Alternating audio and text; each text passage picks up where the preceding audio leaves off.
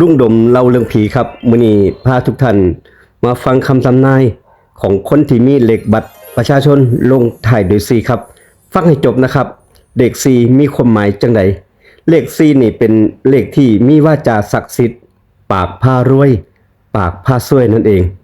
ถ้าเลข4ตรงกับผู้ใดนะครับฟังให้ดีฟังให้จบดวงนี้มีของบางอย่างเลขนี้มีของบางอย่างติดตัวมาครับบ่คือคนอื่น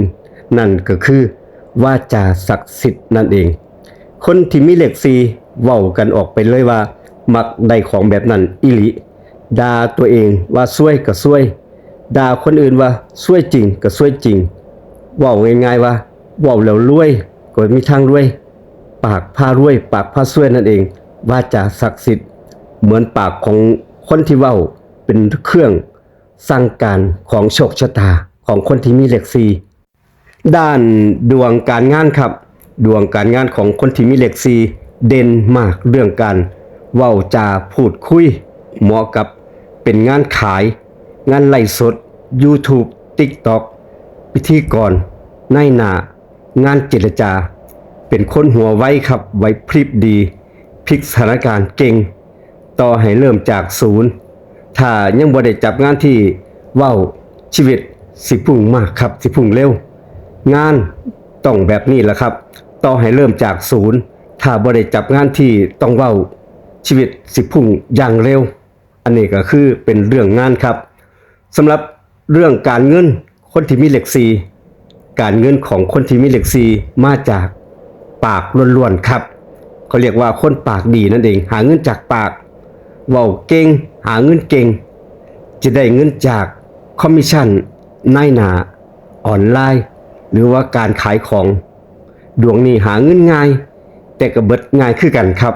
เพราะว่าปากพาเสียเงินเผลอรับปากซอยคนผู้ใดหรือว่าเผลอค้ำประกันเผลอให้คนอื่นยืมเงินแล้วบ่ได้คืนครับคนที่มีเลข4ให้พึงระวังไว้ก็แล้วกัน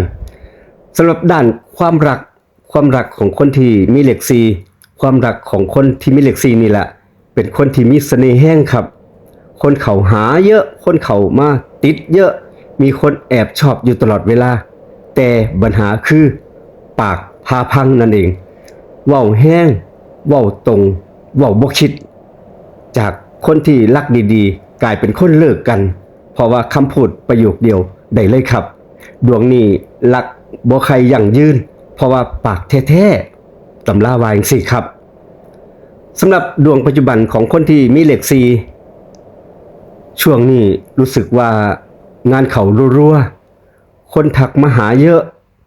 มีดีลมีโอกาสใหม่ๆมีโอกาสดีลงานมีโอกาสใหม่ๆเข้ามาครับนั่นก็แปลว่าดวงปากของคุณกำลังเปิดรับทรัพย์นั่นเองแต่ถ้าช่วงนี้ทะเลาะกับคนรอบตัวบ่อยๆงานสะดุดแน่นอนเงินหัวเงินไหลแปลว่าคุณกำลังใส่วาจาผิดทางนั่นเองสำหรับดวงอนาคตคนที่มีเลข4ครับอนาคตของคนที่มีเลข4มีคนหลายคนหลายทางแน่นอนครับมีเงินมาหลายทางหลายคนเข้ามาหารายได้ออนไลน์ธุรกิจส่วนตัวหรือว่าแบรนด์ของตนเองหลังอายุ33ปีถึง42ปีครับสิเริ่มจับเงินก้อนใหญ่ได้มีเกณฑ์ฟังดีๆนะครับสิมีเกณฑ์มีชื่อเสียงน้อยๆจากคำเว้า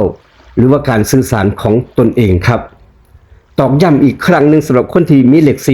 4มักเป็นคนเว้าอีหยังแล้วเป็นจริงอยู่เสมอ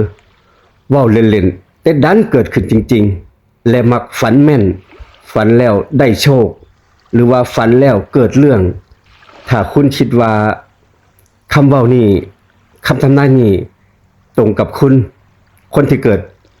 ในมือนี้แล้วก็มีเลข4ประจำตัวคอมเมนต์มาใต้คลิปบอกว่าตรงกันกับเลข4แล้วพิมพ์คำว่า4ในคอมเมนต์นี้ครับแล้วฟังเรื่องอื่นๆเรื่องEPหน้าต่อไปที่ช่องลุงหนมเล่าเรื่องผีมื้อนี้ขอบคุณทุกท่านที่ให้การสนับสนุน